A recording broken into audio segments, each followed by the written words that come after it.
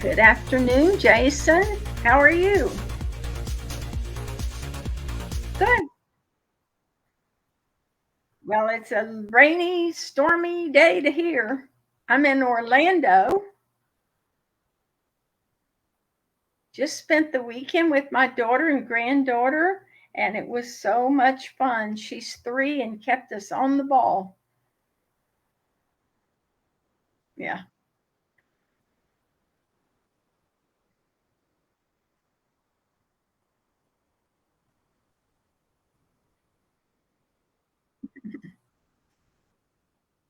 Yes. Yes.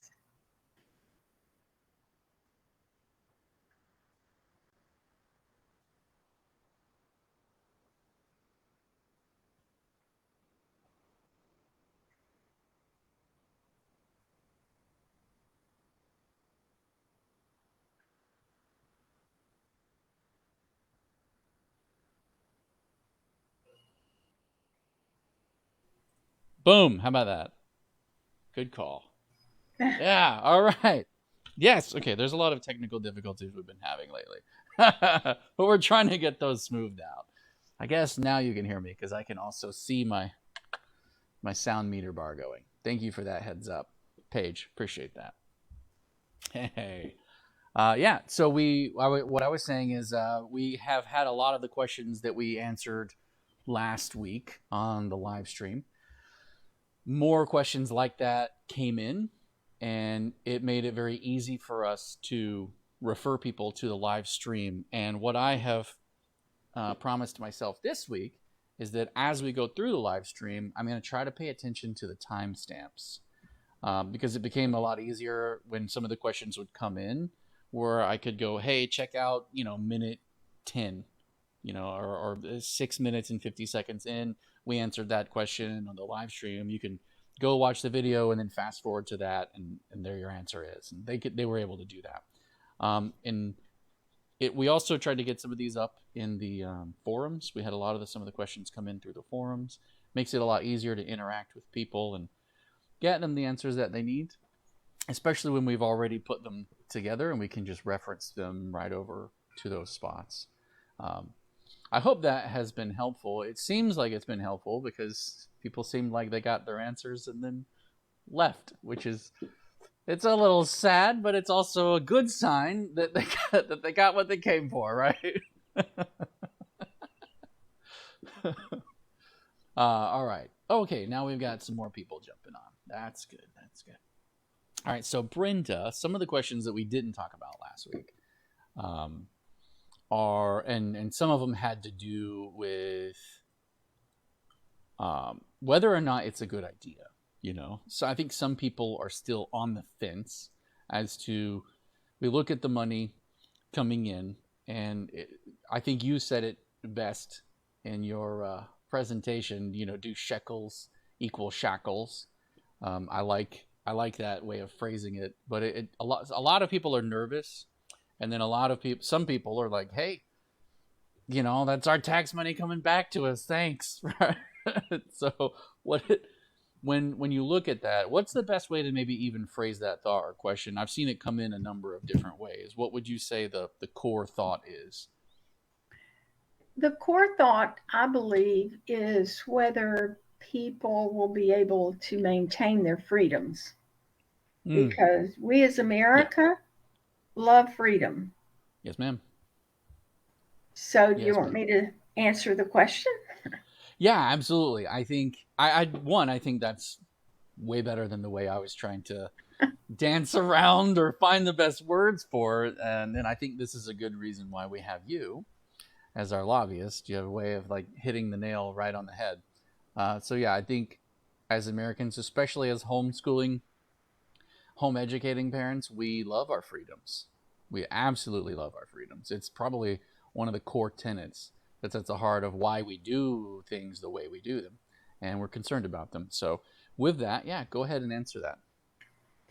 This is not a new concept.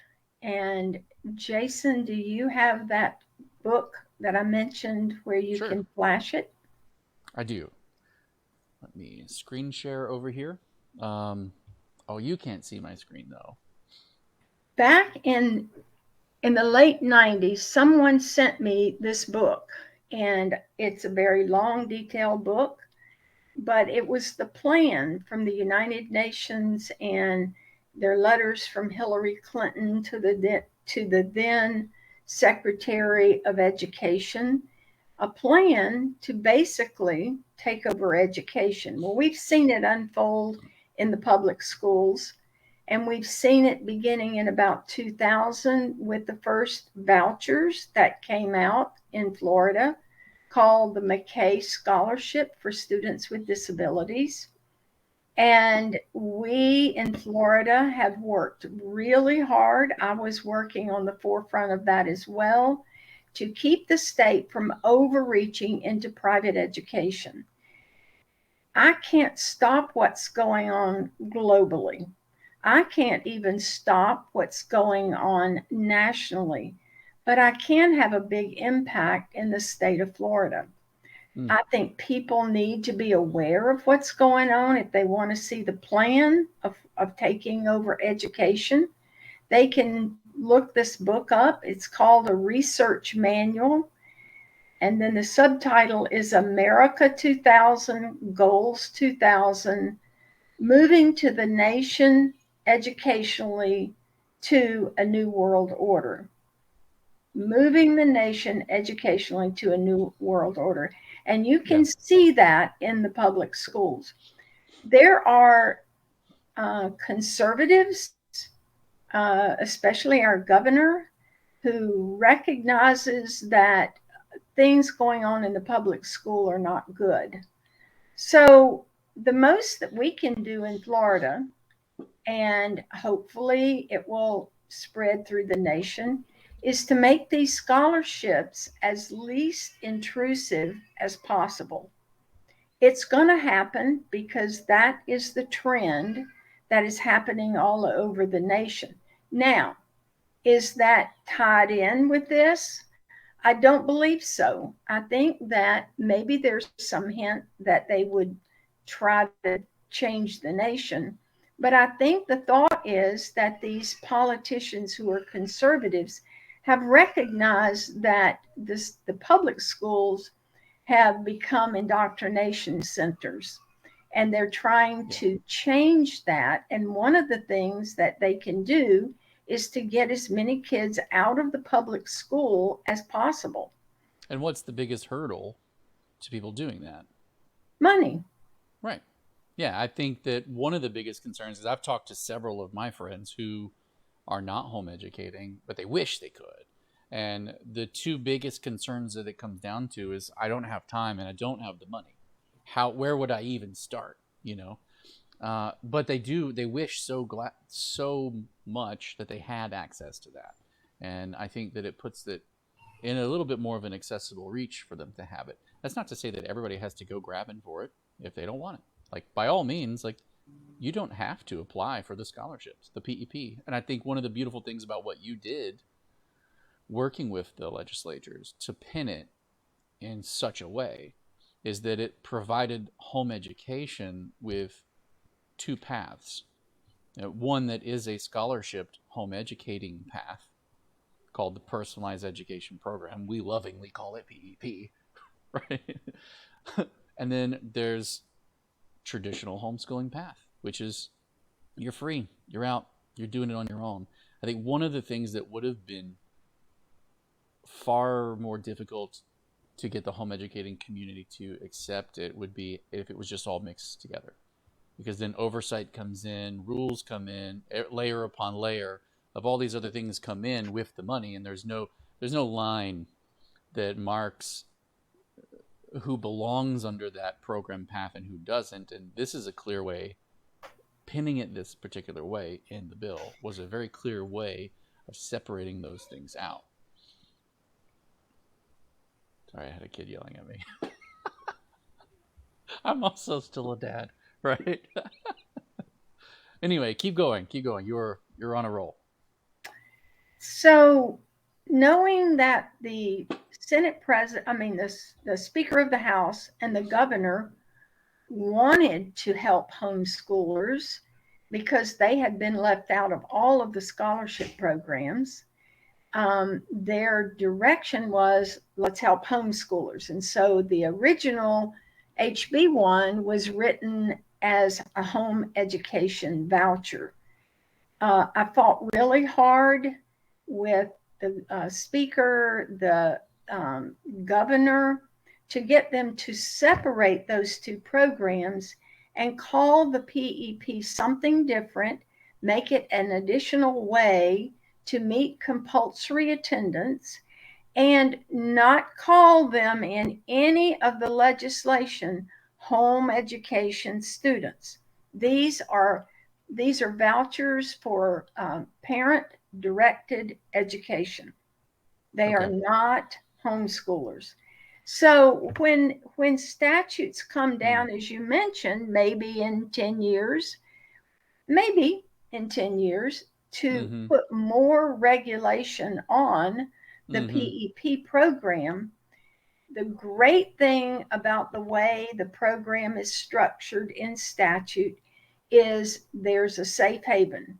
Parents who have come to love home education and they've gotten the vouchers to buy the materials for their children, all they have to do is not take the voucher the next year and sign back up under home education with the school district, and that's the end of that. So in a way, if we educate enough parents about this issue, and it becomes a problem with the regulation coming down, everybody pulls out of it and there is no program. Right. Yeah. So that's when you start educating people it's time to pull out. Yeah. Honestly, my feeling is, and I had to think through this a lot to figure out whether this is going to be harmful or helpful. Right. Some of the groups out there wanted people to call and say, you know, we want you not to push through HB1, but we knew that was going to happen. It was already an agreement with the Senate president that they create the bill, and the House was doing the legwork on that, and that the governor was fully behind it.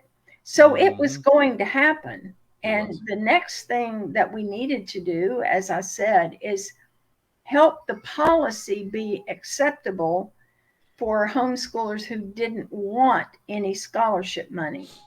Right. And so that's what I worked on. And sometimes you just have to realize the things that are going to happen, and then you have to work really hard to make good policy out of what mess that is thrown out there. So that's what we did. I think that we need to be cautious. I think we need to watch legislation going forward. That's why you need a full-time lobbyist at the Capitol, because these things often happen before the legislation is actually made public. But the other thing I think that we all need to do is relax.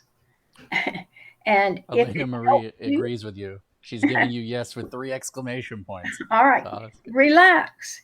If it becomes bad, withdraw. But at the moment, this is a gift, and it will help many parents who are struggling. Many homeschoolers are living on one income. And so having a little extra money to provide the educational materials that the child needs will infuse their budget, because they're not spending it on educational materials. So I don't see this as a problem right now. One of the things that I think is going to help is, initially they were going to take all of the scores from the nationally normed reference test, and the university was going to compile those scores, make them compatible, and then they were going to publish the composite score for all of the PEP students. And I begged for an extension of 3 years and argued very strongly that we would have people who this was their first year, second year, they may not be able to get a testing done, and many, many things that might happen, to give us an additional time if possible. So the legislature gave 5 years before the scores are published. We know we have a 5 year window without any regulation. And if any regulation comes, I believe it will be after the 5th year when those scores are made public. But honestly, I think the scores are going to be so good because by that time we'll have committed parents who are working individually with their children. They're going to be better scores than what we see in the public schools. Mm-hmm. There's no way there's not going to be better because one on one education far exceeds classroom education. So I think it's going to look really good for parents. And if the program is working, rarely do they go back and add regulation to it. So I think we Oh, set it up in a way that we're going to be good in 5 years.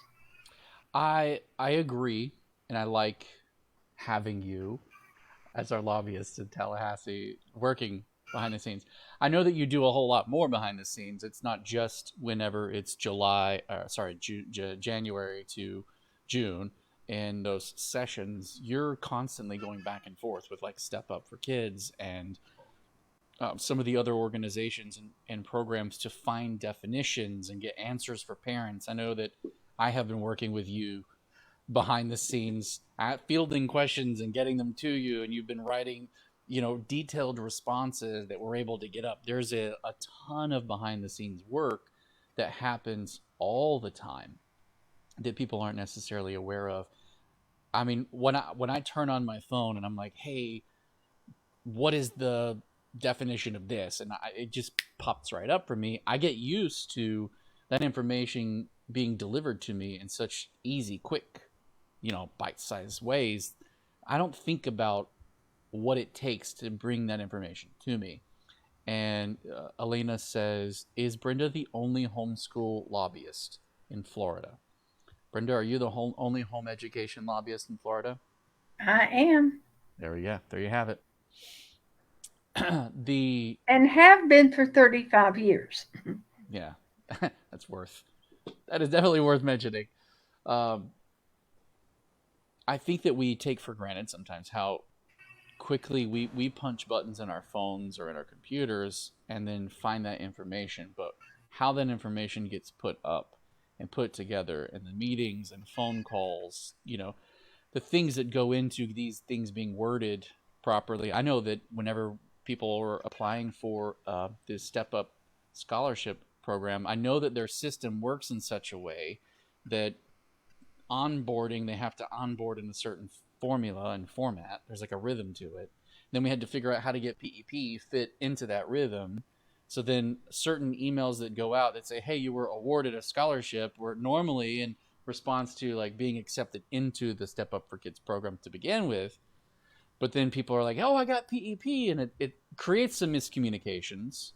But a lot of it has to do with that's the way their system is built and set up, and we plugged PEP into that system, and it wasn't just a PEP response. So there are little things like that we're constantly going back and forth and fielding calls and giving to the people behind the scenes. Everything is kind of a work in motion, but I just wanted people to know that there's more that goes on behind the scenes than just working with the legislators. That's obviously a big deal, and that happens at a very important time. There's so much more.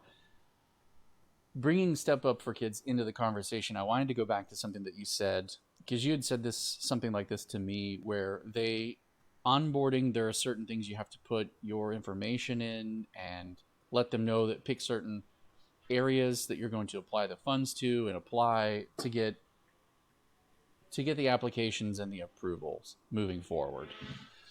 You had said something to me about scoring and tests and programs later, but that Step Up wasn't given authority over your decisions by the legislation. Can you expand on that, or maybe say that I'm butchering it, maybe say it better?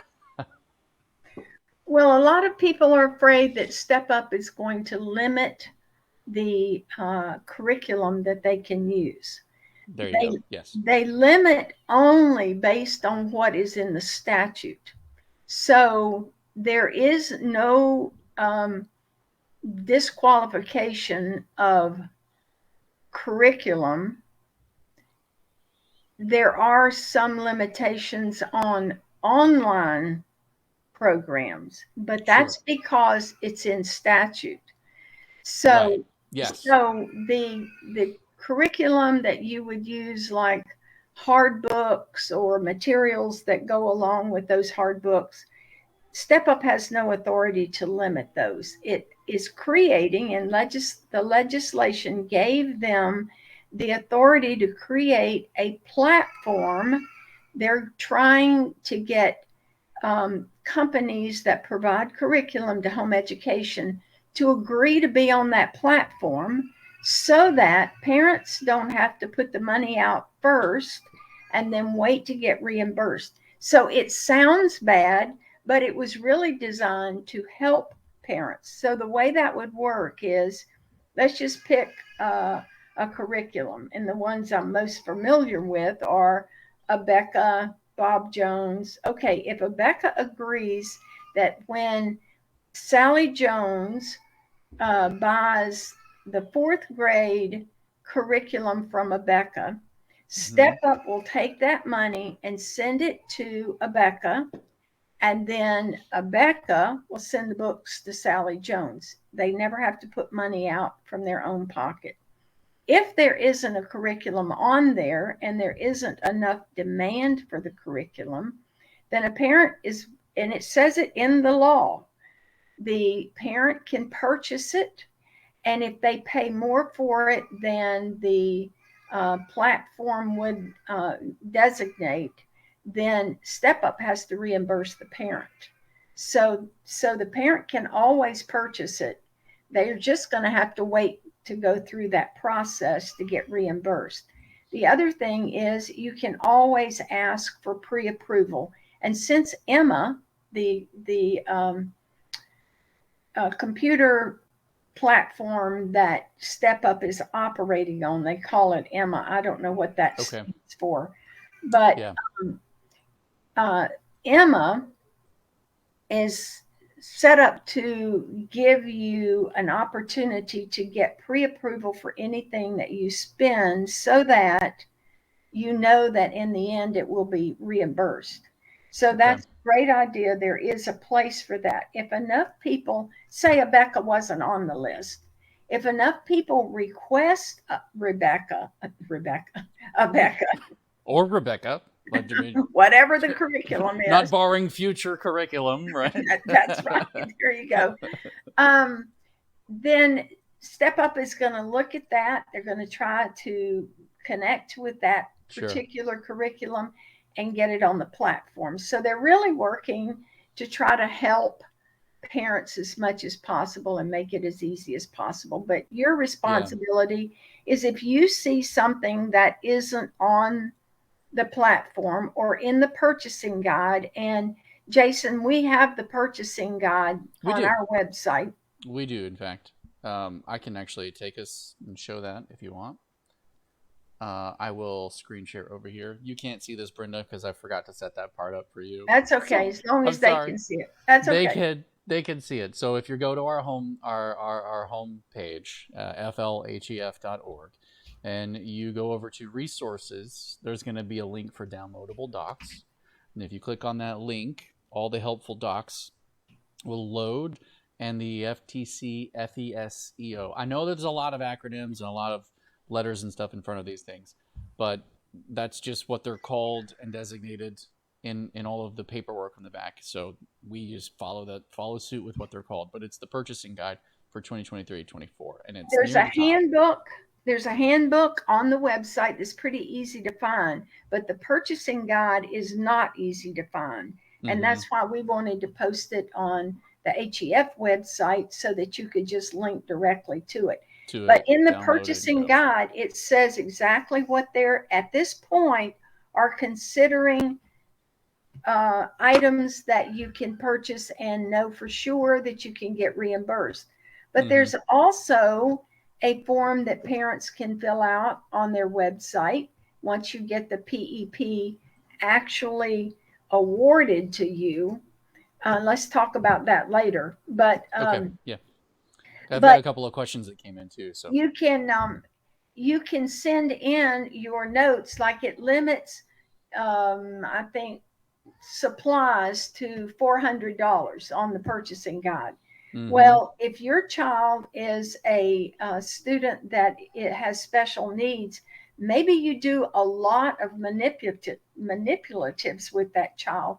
You need to write in asking them to consider not having a cap on that.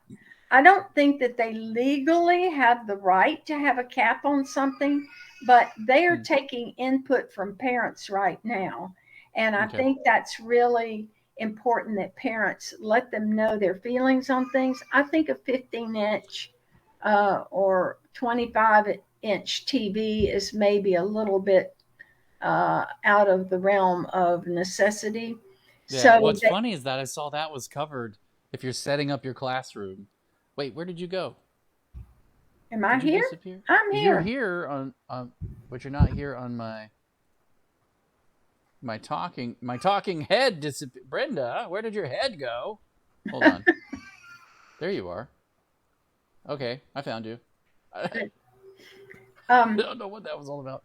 But so yeah, I saw that if you're setting up a classroom, a 55-inch TV is a part of one of the things that was covered, which I thought was interesting. But then a laptop is not covered. well, it says it doesn't say it's covered in the legislation for PEP. Digital materials are and online resources, but not a laptop. Hardware. So Okay. Step Up has to follow the law, Right. and Yes. they're not the bad guys. If you want a computer added next year to this legislation, then let your legislator know about that. If Mm-hmm. they get enough requests for that kind of thing, and it's reasonable that you could buy a laptop every 3 to 4 years, Mm-hmm. they kind of Yeah. go bad, you know. It's a So it's a purchase we're gonna have to make for at least one of our kids. We have three who are of age that need it, and our youngest, we have this really old cracked screen one that my wife used to do some of her writing on like 8-10 years ago old, and because it's so broken and messed up, we just let him crack away on it, and he loves it. But the other kids, they need to be able to like look things up or do research or write a paper and use Google Docs and stuff like that. And I, and especially if you have a couple of kids on doing the PEP, you're going to have two computers or three computers depending on how many children you have. So yeah, they don't remember, this is an organization, so they're making organizational decisions, not one-on-one. But the purchasing guide does not have to be final until December, and they have to mm. coordinate with AAA so that they have the same resources available to parents. So So you're saying that some of the guide is flexible based off of parent input that comes in. correct. Okay. So I'm encouraging parents to respond, because if they don't, Push then back, these say what you need. organizations don't get that feedback. Absolutely, yeah. Push back and say what you need. If you need a computer, let them know and let them know why. Make a good case for it. Respond to them, And if you need more manipulables, like she was saying, make a case for that. I'm not sure why your head keeps disappearing on me, Brenda. It just does. I'm here. I I haven't know moved. you're here. I see you. I'm just trying to figure out why my computer is doing that to you. So, that makes a lot of sense. Um, let's see here. I need to. Yeah, you keep disappearing on me every time I do that. Da-da-da. That's frustrating.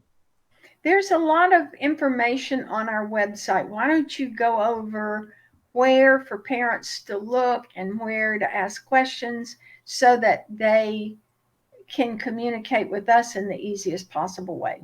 Excellent. I will do that in just a second, but I had a really good question that came in, and I want to hit that first.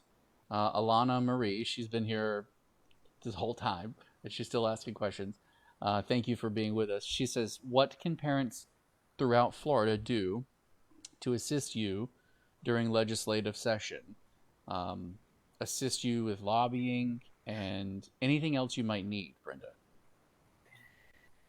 Um, it would be very helpful if you would let us know if you know legislators personally, or if you have a Great. good contact with them, because one of the successful things that I have been able to use over the years is grassroots lobbying, because I don't know every legislator. And now that we have 2 year limits on their term, They're I mean, coming they and run going. every 2 years. If they get knocked out, we got a new person to educate. So if you can do that at the local level and send them to Tallahassee, knowledgeable about home education, knowledgeable about the PEP and the differences in the two. Great point. Take your kids, let them see your kids. Often, faces to what you're talking about is really, really important. That's an And excellent then, point. if you're available and willing to come to Tallahassee, if I need parents to testify, which often I do, but I have to start calling around, and I'm not in the homeschool groups anymore. So most of the kids that are there could be my grandchildren or great grandchildren. I just don't have the connections that I used to have with the individual homeschoolers. So let us know if you can come to Tallahassee, and Jason will make a list of those people. Mm-hmm. And then your job is to make sure your local representatives, I don't mean Congress in Washington, I only work in Florida. So if this program is a Florida program, don't call Washington and complain. It's not going to do any good. Right, So right, right. And I anyway, have pulled up our support page as well while you're talking, because I think one of the other ways that we can help get the word out. I don't, Brenda, you have said to me that if we just had $1 for every home educating student, if parents would give $1 for each of their home educating students for the year, that would be great. I think that a cup of coffee a month from each home educating family, just a $5 donation, would go a very, very, very long way to helping us try to get the kind of equipment that we're trying to do to get the videos up, the scheduling, the back end support. There are some functionalities that we have to have in order to send out the thousands and thousands of emails it takes to follow up with everybody. And we get so far with the free programs, we need to upgrade them to the next tier to be able to have the ability to email out. There's a lot of technical stuff that happens in the background that we have to pay for, and there's always a need for that stuff that we're able to apply it toward. If you know any vendors that are making money off of selling curriculum or classes to home educating students, they make money and a living off of this simply because Brenda has been doing this since the 1980s and helped make home education legal in Florida and a thing that we could all build off of. So we put a support, a vendor appreciation support um, tier on our website for vendors who want to support, and you could invite them to participate in that as well. If you know any vendors that are your favorite vendors, put a little pressure on them. Say, hey, we all exist because of this. Help us get the word out and stretch to that. Um, while we're already on the website and screen sharing this, I will go ahead and talk about what Brenda wanted me to say as well, because I want to follow her lead. This is the forum, and on this forum you can go and ask questions. There's quite a few questions you can see here. Just since last week, this was like 4, and now it's up to 200. So people are coming and asking questions.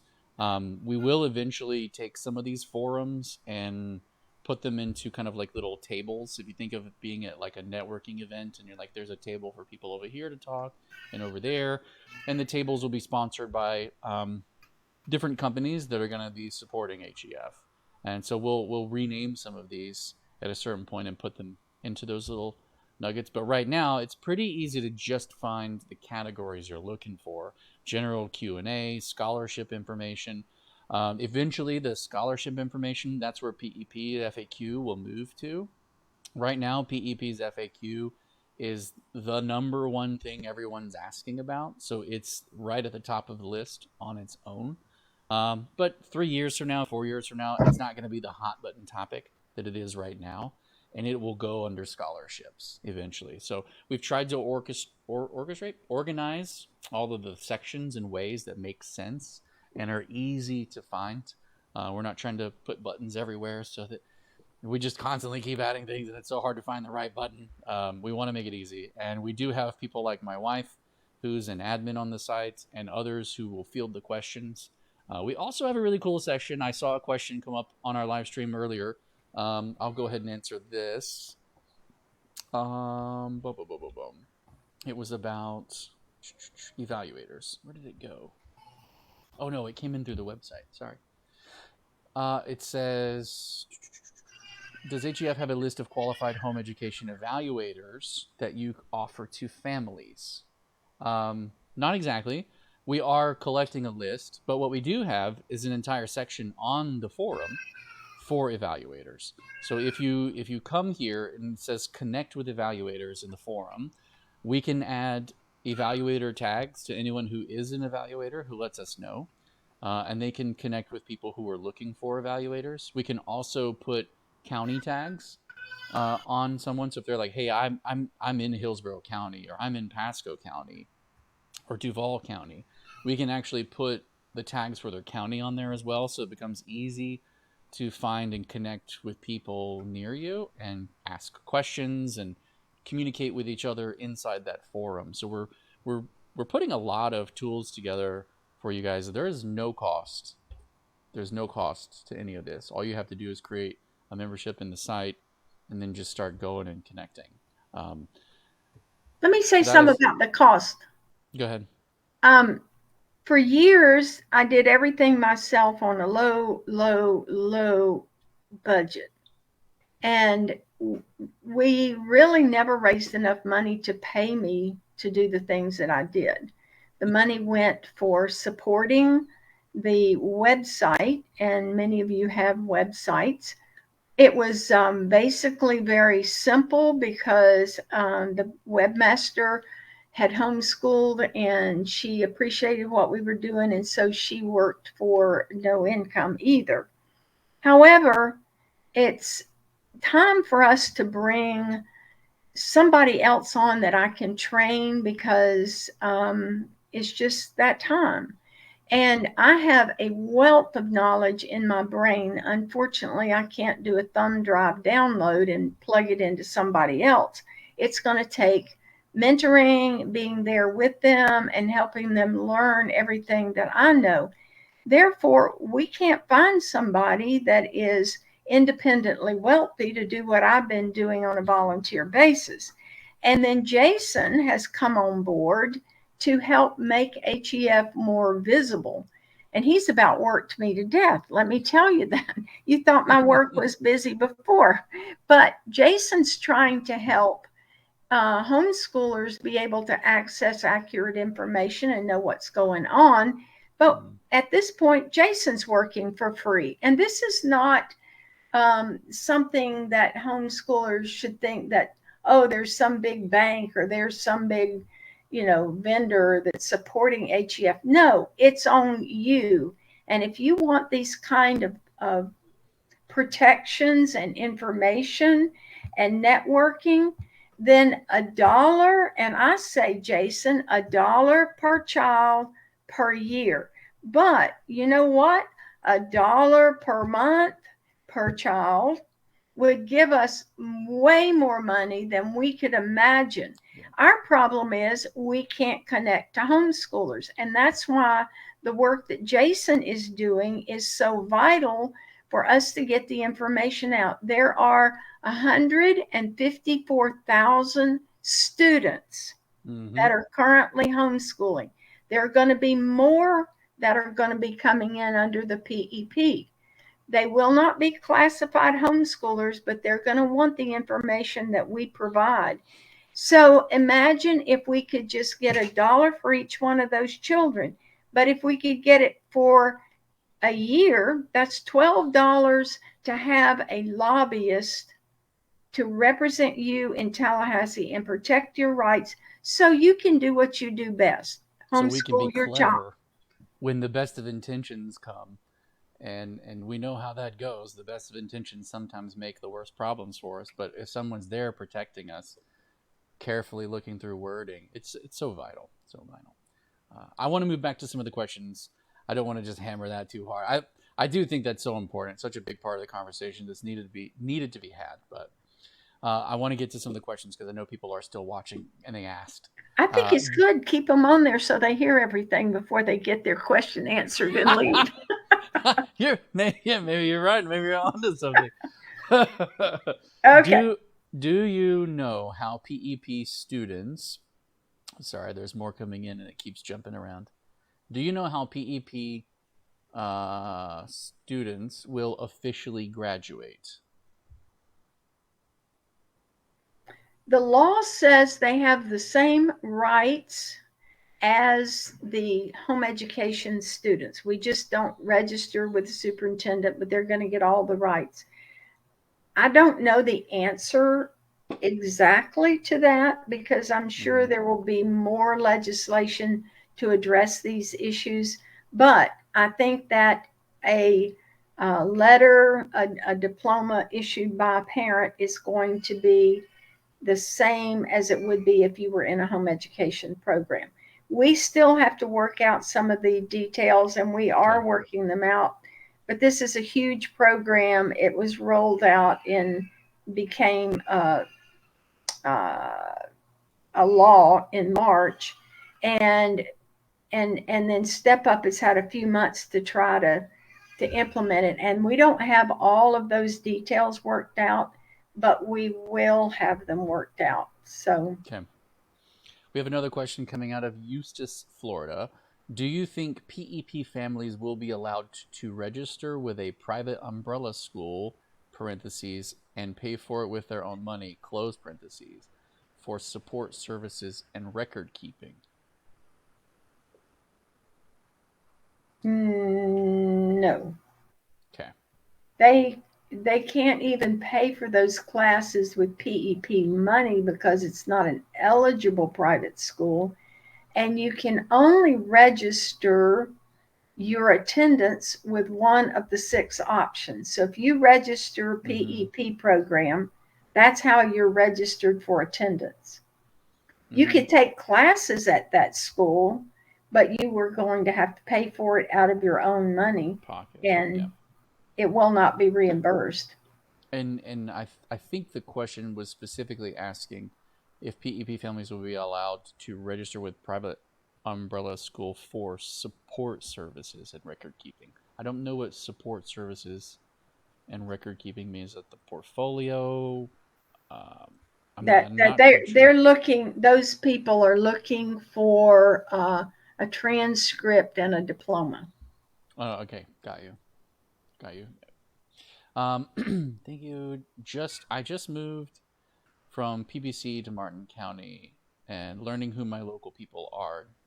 Do you post the legislative dates when you need parents to show up in Tallahassee? Right, that's short for Tally is short for Tallahassee, I think. I used to send out an email to people through our email list. We haven't worked these details out yet, Jason. For people that I knew that lived in a particular area nearby. But now I know we're getting on the news website where people are located, and we will communicate with those people who have listed in that area where a legislator lives or represents, where the office is, and we can communicate directly with them. Yes, we are absolutely. So the next question kind of pairs off of that. How about creating HEF county liaisons to share all your information locally, and then when needed in Tallahassee, you'll have plenty of people. You'll have people and parents throughout Florida. So that is one of the goals, and that is one of the reasons why when we've been asking people to fill out any kind of information or interest that they have in that through the contact form on the main website, because that allows us to tag people in our database, and then when we need something like for example, when you fill out the contact form on the website at the bottom, you put your county in. That allows us to then say send a message to people in that county with that information from that county that matters to them.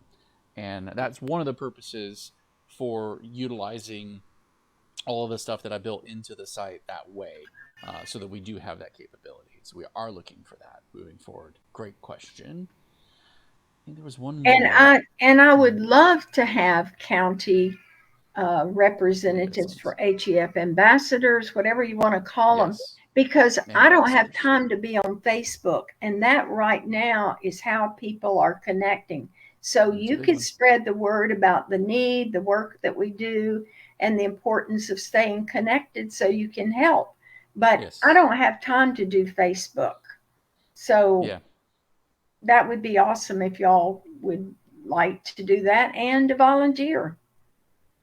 Yeah, absolutely. Utilize the contact form for any of that information, any of that you're willing to do, so that we can, uh, in the database, mark people as such. That way, when we send out special communications to people who are willing to be ambassadors, that goes to them, and we're not necessarily bothering everybody who just wanted alert updates about PEP or other stuff, right? We might need to Uh, put that in the message.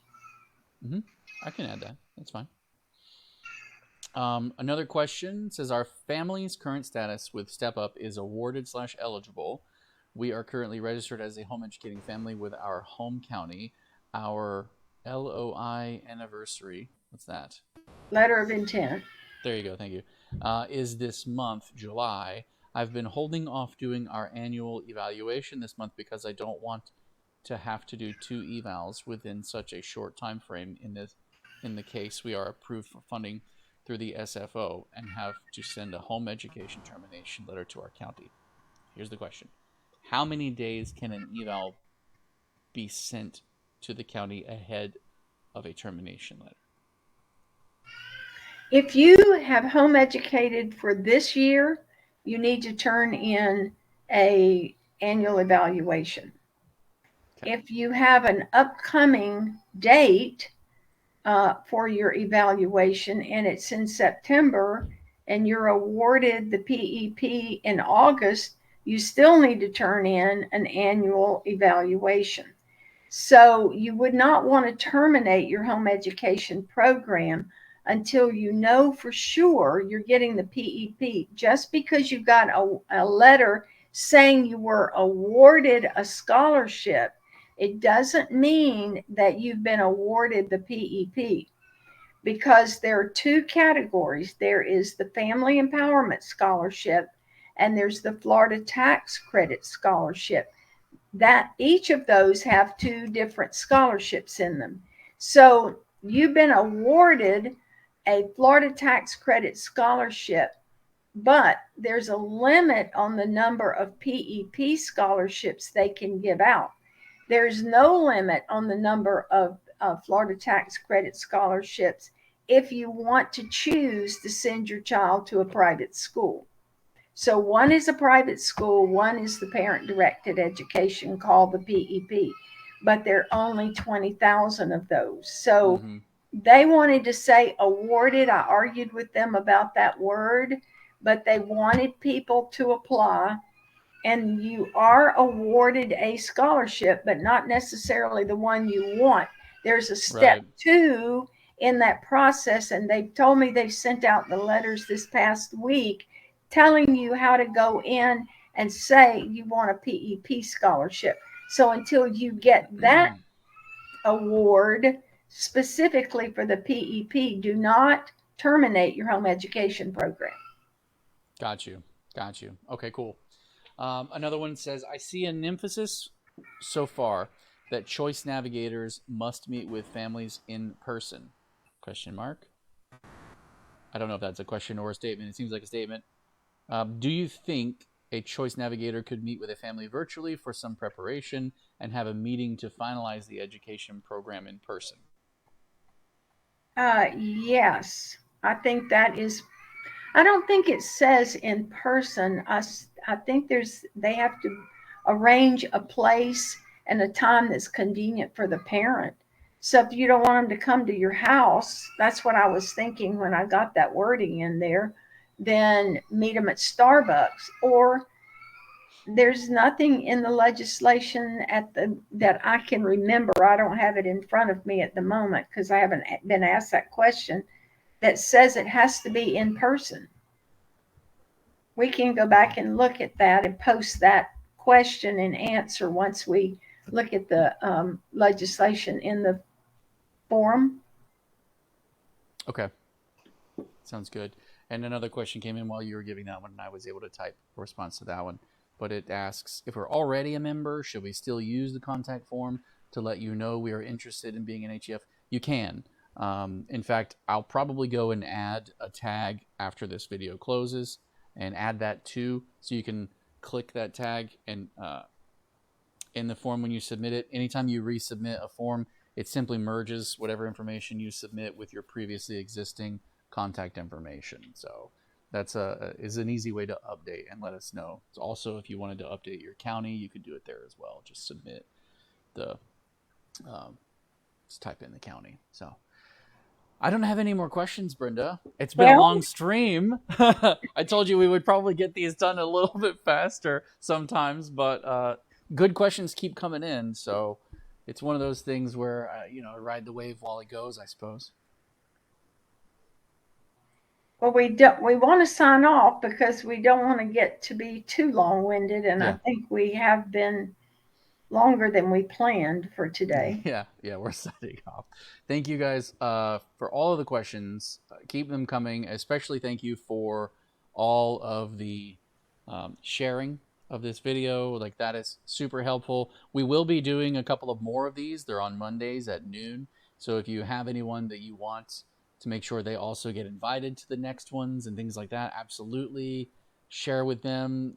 Use the little invites, because I created them as events, so you can invite any of your friends that you think they want to see it to the event, and it'll invite them and they'll know when we go live, etc., etc. And we'll save the videos for playback later as well. So if you find anybody who didn't get to come to this, they were busy with their kids or doing something, whatever the reason was, you can share the video with them as well. So without further ado, thank you for your time, Brenda. I know that it's not easy to always carve out time to do this technology stuff, but it does go a long way, and it does help us to keep the word out, and appreciate it. Thank you, Paige and Jacqueline and Alana, and so many more for viewing today. Laura, we really appreciate it. And you guys have a great day. You too, Brenda. Thank you. Thank you, Jason. Yes, ma'am.